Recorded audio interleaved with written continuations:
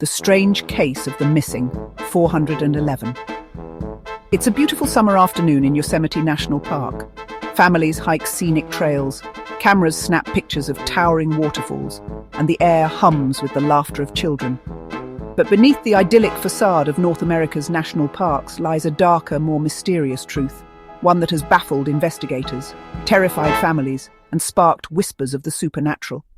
They call it the missing 411.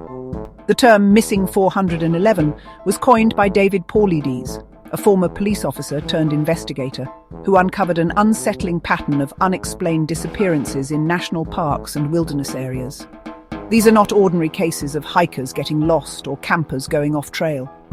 The people who vanish often leave behind bizarre and seemingly impossible clues. Items of clothing folded neatly on the ground, shoes found miles away from where the person was last seen, or no trace at all.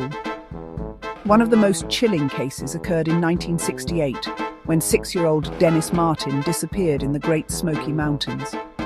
Dennis was playing hide-and-seek with his family near Spence Field, a popular hiking spot, when he simply vanished. Despite a massive search effort involving the FBI, park rangers and volunteers, no trace of Dennis was ever found.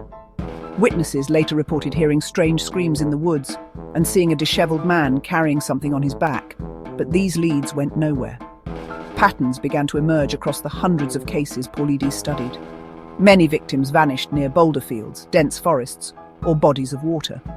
Others were found in areas previously searched by rescuers, as if they had been placed there deliberately. Some were discovered alive, but dazed and unable to explain what happened to them, with no memory of how they ended up miles from where they had been.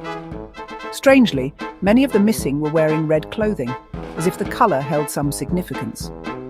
Skeptics argue that these disappearances can be explained by natural causes, wild animals, exposure to the elements, or disorientation in rugged terrain. But the sheer number of cases and their eerie similarities defy conventional logic. How does a child vanish within sight of their parents? How does a skilled outdoorsman disappear without leaving footprints, despite perfect weather and tracking conditions? This is where the theories grow darker. Some believe the missing are victims of predatory cryptids, creatures like Bigfoot or mountain-dwelling humanoids.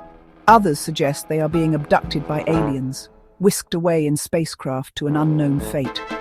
There are even those who claim these disappearances are linked to interdimensional portals hidden deep within the wilderness, places where the fabric of reality thins and swallows the unwary.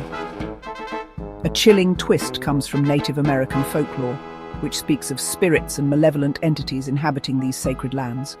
Could these ancient tales hold the key to understanding the missing 411? Or are they simply part of a cultural tapestry, woven into a mystery that refuses to be unraveled? In 2014, a man named Geraldine Lage vanished along the Appalachian Trail. Her disappearance baffled search teams until her remains were discovered 2 years later, just 2,000 feet from the trail. She had left a journal, documenting her struggle to survive and her desperate hope to be rescued.